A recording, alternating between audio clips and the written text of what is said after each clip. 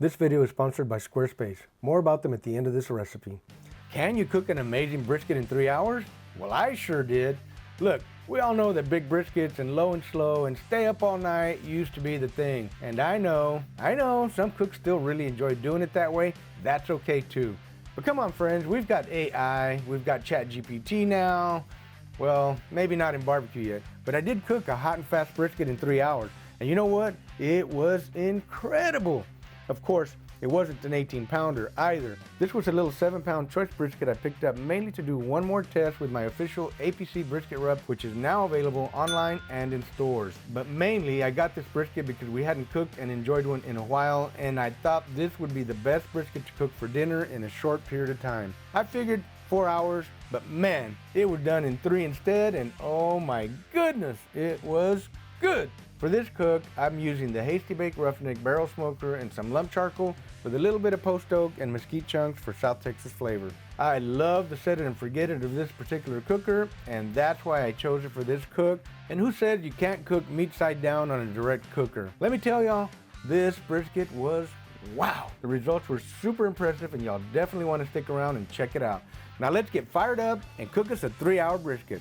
Every time I'm going to cut meat or trim meat, I like to get my steel out and just give them a nice little pass on the steel, and it really usually does make a huge difference. All right friends, let's get this thing trimmed up. I'm using my 8-inch boning knife from Dexter. I'm just going to take what I call a big old fat kernel off right here. Get rid of that. Now this is just a backyard brisket. We're not going to get too crazy on the trimming. It's not a competition trim, so I'm not looking for perfection on this one. Now this brisket also has this little extra flap sticking out here. That's going to overcook and burn too. So we're going to just trim that off right there. And this makes a great ground brisket for hamburgers if you wanted to use it for that. But what I'm going to do is I'm going to season it up, throw it on the smoker too. We're going to eat those as Scooby snacks in a couple of hours. All right, we have some extra fat here. We're gonna trim this fat off. I'm gonna trim this off just to make it a little bit flatter so that it hopefully will all cook nice and even. All right, so we have a little excess fat here. We're gonna trim some of that off. We don't need it all. And it's just gonna create a little extra smoke because we're cooking direct. So we're gonna trim some of that off. Doesn't have to be perfect. This side here is kind of sticking out like that. So I'm gonna trim this at an angle. This will make it a little bit easier to cut the slices without them crumbling or falling off on the edges, so this just helps with that. That really, when you come back to cut across the grain like this, it keeps these from crumbling most of the time. It doesn't always work perfect, but most of the time it works pretty good. So now we have a line here that's running with the grain. This is going to tell us that we're going to slice across the grain like this. Once the brisket is cooked, we now have an indicator of exactly how our grain runs. All right, let's throw some seasoning on here. We don't need a binder, not today. I'm just gonna put a nice, generous coat on the brisket. Don't forget to get the sides here. So I like to get the sides first. What happens if you don't get the sides first, if you do the top first, whenever you pick it up to do the sides, it kind of messes up the way your brisket rub laid. So in this case, it's not really gonna matter because it's gonna be meat side down. I'm not saying it's right or wrong. I'm just saying that's the way that I do it. All right, a little more generous coat here. All right, friends, we just fired up our Hasty Bake Roughneck outside. The charcoal is almost ready to rock and roll. I have a couple of chunks of Central Texas post oak in there, and I have a little mesquite chunk for just that little hint of South Texas flavor. Let's flip this guy over and season the fat side. And we're gonna put a nice, generous coat on here. And once you have it on, you just kind of want to pat it down, let it stick to the meat. I think I'm good right there. I'm just going to let it ride like that. Quick and easy prep, one rub. We don't need no binder. We don't need anything else today. We're running about 350 degrees. I'm going to slow it down. I'm going to slow the air down a little bit, bring the temperature down to about 300 to get started. I've got my brisket and our Scooby snacks loaded up here. So we are ready to lay our brisket down here. And we're ready to cook. We're cooking directly over the coals on the Hasty Bake Roughneck. So we're running at 350 right now. We're gonna try to stay around 275 to 300, no more today.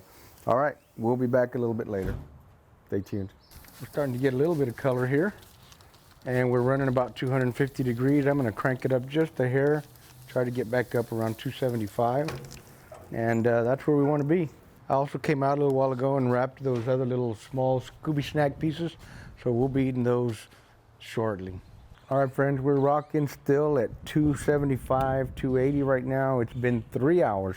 So now, and I've spritzed twice, and I rotated once, took out some of the Scooby snacks, and I'm finished with the other Scooby snacks now. They're already wrapped up. We're fixing to pull them off. Let's take a quick look. Whew. Brisket's looking really good, has a really nice color.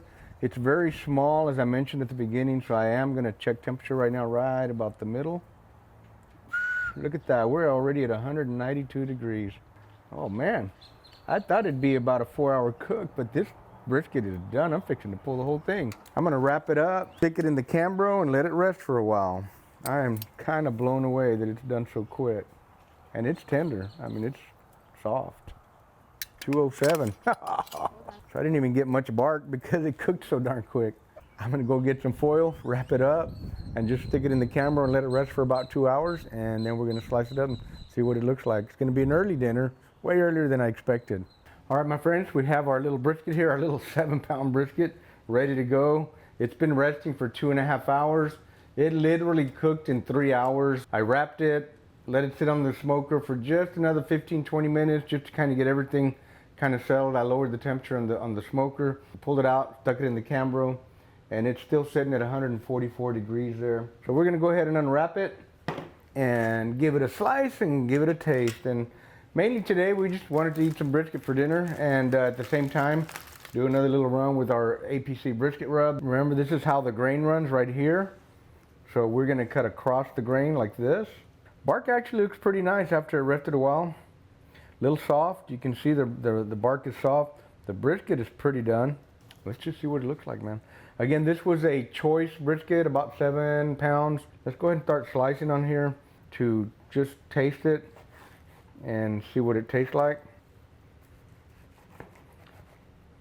And I'm slicing about a 1/4 inch, maybe a little bit thicker. How's that, my friends? That looks pretty juicy to me. Lots of moisture coming out of that one. All right, let's turn it sideways and cut this in the other direction. I really like the way that peppery bark looks on. It looks nice, doesn't it? There you have it, my friends. Let's see what it tastes like. I'm gonna get a piece of flat first from over here from the lean side. Comes right apart. Nice and easy.